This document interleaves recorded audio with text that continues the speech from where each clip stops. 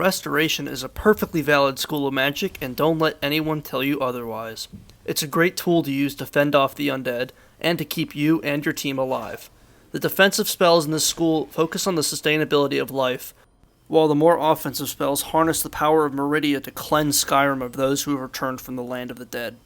It's truly a school of magic that I see as underrated. While it doesn't have the flashiest of spells, the Restoration School of Magic is incredibly versatile, meaning that it's useful in a lot of different builds and situations. Today, in this video, let's rank them one by one to see which of these spells is truly the best and which of them is truly the worst. I'll be using the same format and criteria for this video as I did in the other ranking videos. We'll be ranking these spells on their overall usefulness, versatility, and other stuff like casting time and magicka cost. We will also consider any perks that may benefit some of these spells. Just like the rest of my rankings, we won't cover any of the restoration spells that are exclusively available through the Creation Club. This is done because I know that not everyone owns the Anniversary Edition of Skyrim, so I decided to not include them. One more thing before we start, this video is entirely my opinion, and it was created using experience gained through my playthroughs of the game. If you think that any changes should be made to this list, feel free to comment them down below. Just make sure your comment is respectful. Without further ado, let's get right into the video.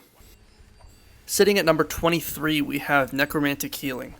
Necromantic Healing is a spell that lets you provide a constant stream of health to undead targets. Available from the Dawnguard DLC, this spell is only really useful for healing one character in particular, Serana. Now, Serana is a good follower, but this spell costs way too much to use and provides little in return. For its cost, it doesn't make much of an impact in most fights. Also, if you don't regularly use Serana as a follower in your playthroughs, this spell is completely useless. Hey guys, it's me in editor form. Real quick, I just want to let you know that somewhere in the process of making this video, a few of the game clips have been corrupted for some of these entries. So, I've decided to use random Skyrim clips that I just happen to have around. Hope this doesn't ruin the whole video, but it's the best I can do in a bad situation. Thanks for listening and enjoy the rest of the video. At number 22, we have Healing Hands. Healing Hands allows you to provide a constant stream of healing to any living creature. This is only better than Necromantic Healing because it costs less and it's more versatile. It's more versatile because it essentially allows you to heal any human or animal follower instead of locking you to one character. This spell still sucks because it's just very ineffective, and the healing rate is too slow to be clutch in desperate situations. Also, the magicka cost is still really high for a spell like this. At number 21, we have Heal Undead. Alright, get ready for a lot of information on this one. Heal Undead allows you to provide a burst of healing to an undead target. Like Necromantic Healing, this spell is only really good for Serana. Now, Serana is a very good follower, but she isn't the best in the game statistically. According to an article by Gamer.com, Serana has a level cap of 50. If you don't know, followers level up with you, so this means that after you hit level 50, Serana will not get any stronger. While this is, comparatively to other followers, a really high level cap, it's not the best in the game. According to the unofficial Skyrim pages, both Teldryn Cero and the Dark Brotherhood Initiate has a higher level cap than Serana, and a handful of followers like Freya actually don't have a level cap at all. In conclusion, this spell is not that bad, but only if you use Serana. On top of that, there are better ways to use magicka in this game. Also, just like Necromantic Healing, if you don't use Serana, this spell is useless. At number 20 on our list is Turn Lesser Undead. Turn Lesser Undead makes an undead target under the level of 6 to flee for 30 seconds. This spell also staggers undead enemies that are above level 6. The problem with this spell is that it becomes obsolete very early in the game.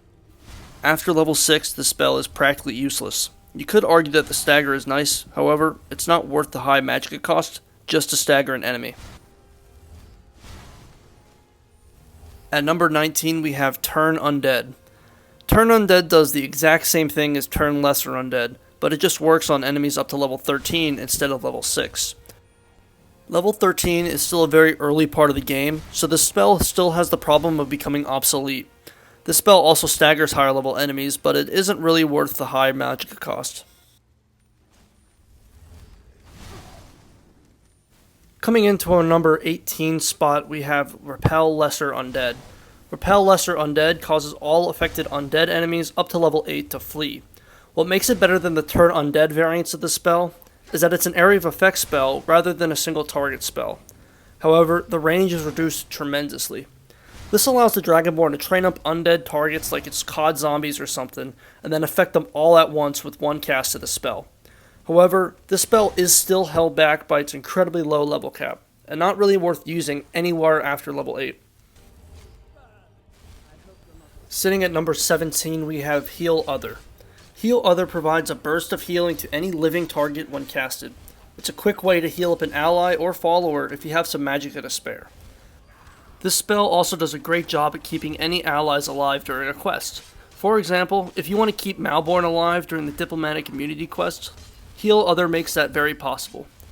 Other than that though, it's much better to invest your magicka into more offensive spells, such as a Conjuration spell or Destruction Magic or something like that for most fights. At number 16 we have Turn Greater Undead. Same story, different book. Turn Greater Undead is a stronger version of Turn Undead. This spell has a higher level cap, so it can be used for much longer in the game. However, the actual effect that this spell inflicts is not very good anyways, which is why I can't put it any higher up on this list. At number 15 we have Repel Undead. This spell is a stronger version of Lesser Repel Undead. Repel Undead affects undead targets up to level 16, which is still not very high. It's down this far on the list for similar reasons to the lesser version of this spell. Sitting at number 14 we have Bane of the Undead. When casted, this spell lights all undead enemies up to level 30 around you on fire, and it makes them flee. There are several different issues with the spell that makes it less than viable in most fights. For one, since it's a master level spell, the magicka cost and the charge time that the spell has makes it difficult to cast in the midst of combat. It's likely you will be staggered out of the spell whenever you try to use it.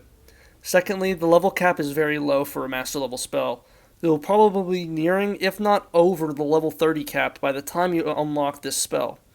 This level cap can be increased by perks, but the spell still does no damage to enemies above that cap. Lastly, this spell just doesn't do enough damage. I would rather just use Firestorm instead for most situations, to be honest. Bane of the Undead is not a very good spell, with very few use cases to make it viable.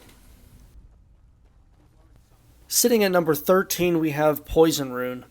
Poison Rune, when activated by an enemy, inflicts a 30-second poison effect that deals 3 damage per second for the whole duration.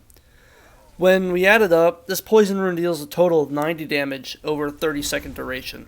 While that sounds good, especially considering the magicka cost, Poison Rune is incredibly situational, and it's only good in long fights where you can actually take advantage of all that damage.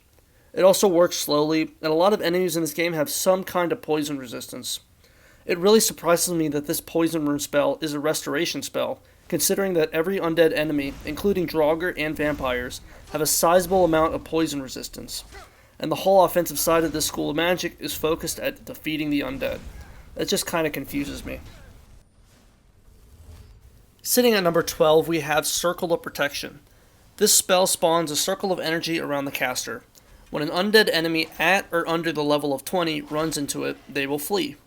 This spell is pretty decent if you need to hold a certain position of power, but I personally find that most fights are pretty dynamic, which means you'll be moving around a lot and stuff. Not to mention, at some point you'll have to leave the Circle of Protection in order to chase down enemies. This spell definitely works in some situations, but it doesn't happen enough to make the spell especially useful. At number 11 we have Stendarr's Aura. When casted, this spell gives you an active effect that damages all undead in melee range for 10 damage per second over 60 seconds. This spell works like a cloak spell, but it's stronger and it can only be used against the undead. For a true mage build, this spell is bad because for the most part, you won't be within melee range of any enemy. However, this spell can be effective for any paladin type builds that use restoration and close combat weapons as well. I also don't like the fact that this spell can only affect the undead, but it does its job pretty well, and it's great to use against vampires if you seem to struggle with those. Sitting at number 10 is Lesser Ward. Lesser Ward, while casting, creates a shield that blocks about 40 damage of magic spells. Ward spells are generally very good against mages. They are somewhat situational because they're useless against any non-magic enemy in the game. Besides that though, it does its job. There is an item in the game that actually creates a lesser ward for free without using magicka at all. Spellbreaker is a shield that creates a lesser ward when held up. Using that shield is generally a better option than casting the spell. Still, lesser ward is pretty decent. Sitting at number 9, we have Guardian Circle. Guardian Circle, when casted, creates a ring around the caster. This ring will heal the caster for 20 points per second if they are inside, and any undead under the level of 35 that touch this ring will flee. Like Circle of Protection, this spell is great for holding your ground. Other than that though, it's not very versatile. It can be difficult to cast this spell due to its expensive magicka cost and cast time. Besides that, Guardian Circle is a really good defensive spell to use against the undead. It's a shame that this spell only heals you and not your allies as well. For number 8 we have Healing. Healing, as you might guess, heals you at a constant rate. This spell is very strong in the early game and it can be clutch in many situations early in your gameplay. The problem with this spell is that it's very slow. You might not be able to heal fast enough in fights in order to stay alive. Once you unlock fast healing, the healing spell isn't really relevant anymore. The best thing about this spell is that every single race that the player can choose from at the start of the game will start out with healing the second they leave Helgen. In conclusion, healing is reliable in the early game, but it gets overshadowed by many other options as you progress. At number 6 and number 7, we have Steadfast and Greater Ward. I'm grouping both of these together because they basically do the same thing, just one is stronger and acquired at a higher level. While casting, both of these spells will block magic damage. As mentioned previously, ward spells are the best protective spell to use against mages. However, they're somewhat costly to your magicka, and they aren't super useful in every encounter. It's honestly probably more effective to use as alteration armor spells such as Stoneflesh, and take the mage armor perk instead. That way you'll get both of your arms to cast offensive spells, and you can still protect yourself against non-magic enemies. Otherwise, both of these ward spells are extremely useful in the right situations. Starting our top 5 off, we have Fast Healing. When casted, Fast Healing gives you a burst of health. This spell is the best healing spell in the early game. It costs more than regular healing, but it's so much quicker. This spell can really save you if you're in trouble. The only problem with the spell is that it becomes pretty obsolete later in the game. There are simply way stronger versions of the spell that you can unlock later. Claiming the number 4 spot is Sunfire. Sunfire is a really good spell. It deals direct damage to undead targets, and it sets them on fire.